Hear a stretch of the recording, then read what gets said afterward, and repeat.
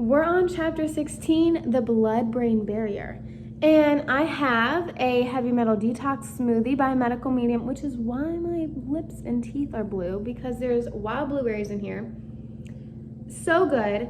So let's talk about it. There's so much misinformation on the blood-brain barrier, on what it is, what it does. So let's debunk some great myths about the blood-brain barrier, and also let's talk about what it does, okay? It's a very short chapter, so we will be able to get through this in one sitting. So enjoy. Our human body is not geared for the levels of exposure we experience on this planet. The blood-brain barrier never anticipated. Is that how you say that word? Oh, sometimes I'm funny. Anticipated. Like what? Why did I say? It's because it was cut off. You know when a word it can't fully fit on the line, and instead of going to the next, it's like the little hyphen. So that like threw me off. Anticipated the Industrial Revolution and classified medical industry pathogen revolution, convincing us that we're equipped to handle any toxins that come our way is like convincing us that our human body is equipped to handle nuclear waste. We create it on the planet, so we should be fine.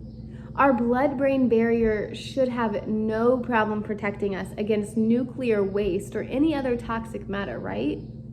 No. One is measuring the levels of toxins in our environment in relation to how our bodies handle and receive them. Medical industries don't want to admit there are toxic heavy metals in our brain, which is why I'm drinking this. Get those metals out of me. They don't even want to entertain the idea. Never mind that we're living with inflammation from pathogens. Publicly known medical research and science are in the infancy stages of recognizing a chronic illness could be pathogen related. If they're that early in the process of understanding chronic illness, how advanced can they be in understanding our body's complex mechanisms, such as our blood-brain barrier? Our blood-brain barrier was not made for any of this. We act like it's an imperishable structure that has no limitations. Nuclear waste, industrial waste, solvents, toxic heavy metals, all someone has to do is term blood-brain barrier to make us feel like we're protected. And yet the reality is that all of these and more inevitably,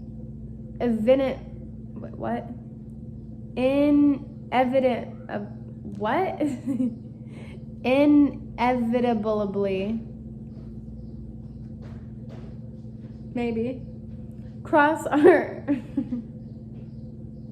inevitably.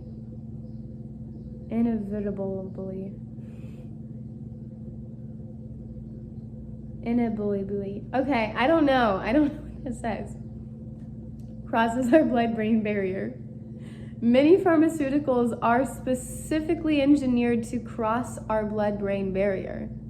Did you hear that? They're specifically engineered to cross it.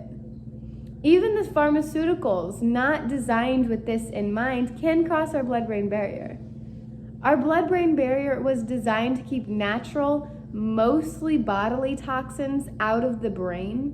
When someone has a little too much uric acid buildup because a kidney is weakened, for instance, that uric acid is not supposed to permeate the blood-brain barrier. If someone gets a cut that goes deep and leads to a skin infection, then that person could develop the beginning stages of sepsis, in which case the blood infection is not supposed to cross the blood-brain barrier.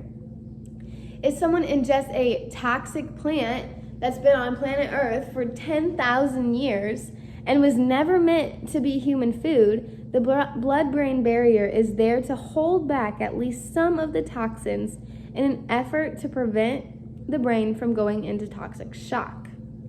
Our blood cerebral spinal fluid barrier is also overtaxed. Cerebral spinal fluid, which surrounds the brain and spinal cord, is supposed to be pure with no contamination. That's the gold standard. And this time on planet Earth, our cerebral spinal fluid is not pure. What is my friend calling me for? Hold on. If I answer that, it won't. I'm just gonna have to finish this. I'm sorry, Robin. It's harboring chemical soups from industry, pathogenic byproducts, toxic heavy metals, and more. 1,000 years ago, cerebral spinal fluid may simply have had some toxic heavy metal contamination, and that was only for people living in cities with lead in the drinking water. Cerebral spinal fluid had a whole different purity hundreds of thousands of years ago. Today we walk around polluted. I view the cerebral spinal fluid as coconut water. I don't know, I just feel like coconut water is so pure, is so delicious, is like the most divine, God-given liquid on this planet. I love it. So that's how I view my spinal fluid, and that's how pure I want it to be.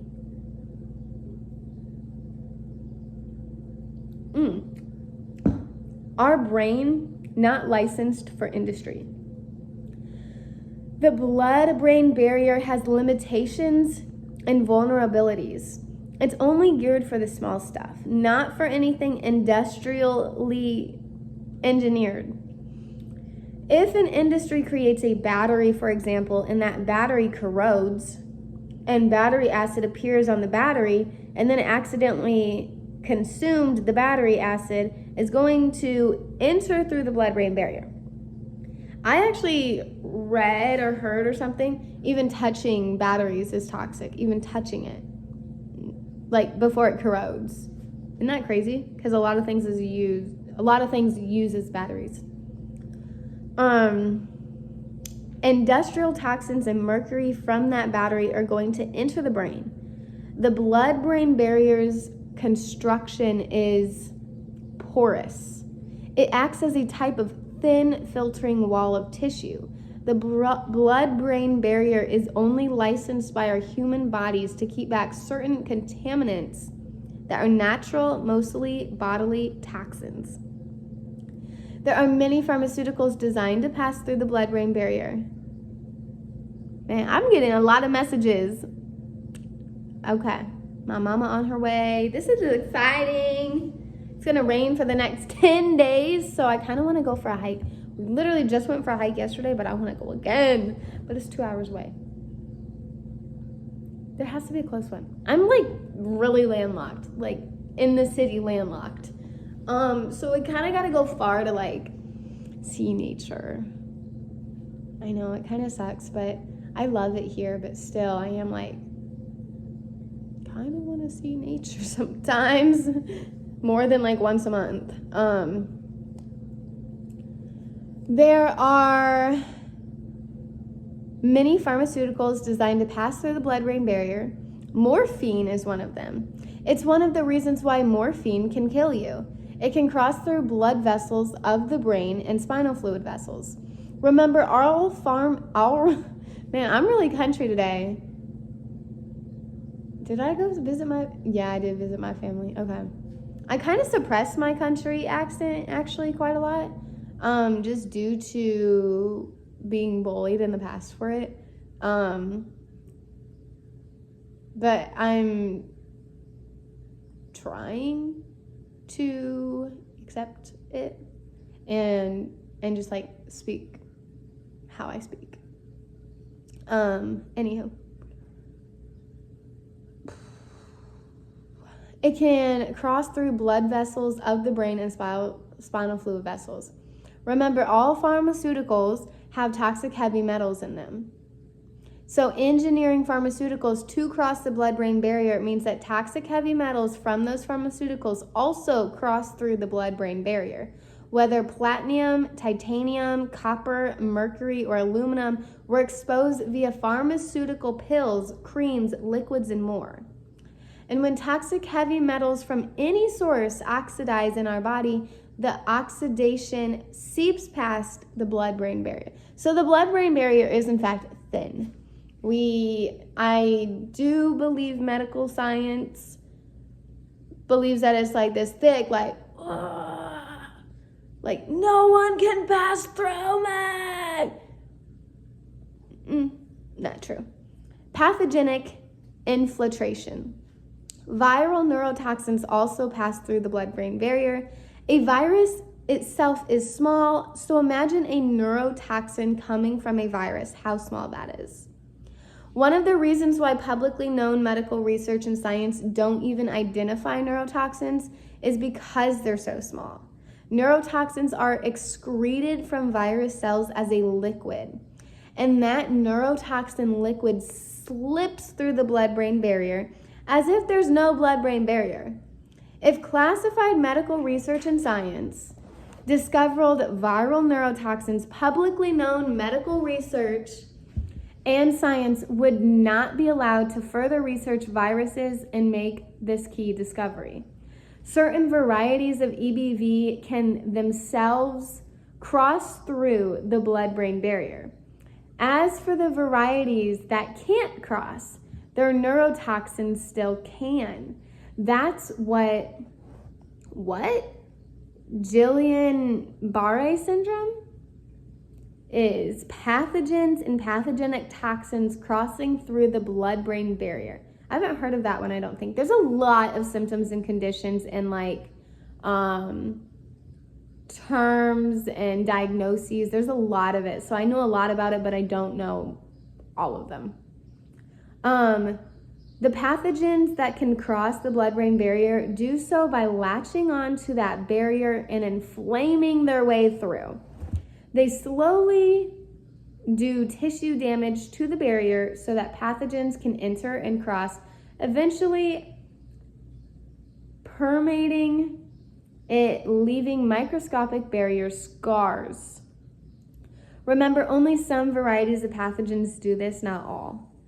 Keep all of this in mind as you read about the brain betrayers to come. As easy as it is to convince us that our blood-brain barrier is an impermeable presence that makes us impenetrable to the dangers that industries release into our world, all we have to do is look around us at the suffering on this planet to be reminded that this doesn't add up. If we want to save ourselves, we can't take advantage of our body's protective mechanisms. We can't take our blood-brain barrier for granted. We have to protect our brain and body right back. And that starts with bringing awareness to the daily exposures in our midst. That's just a funny word. I'm like, midst.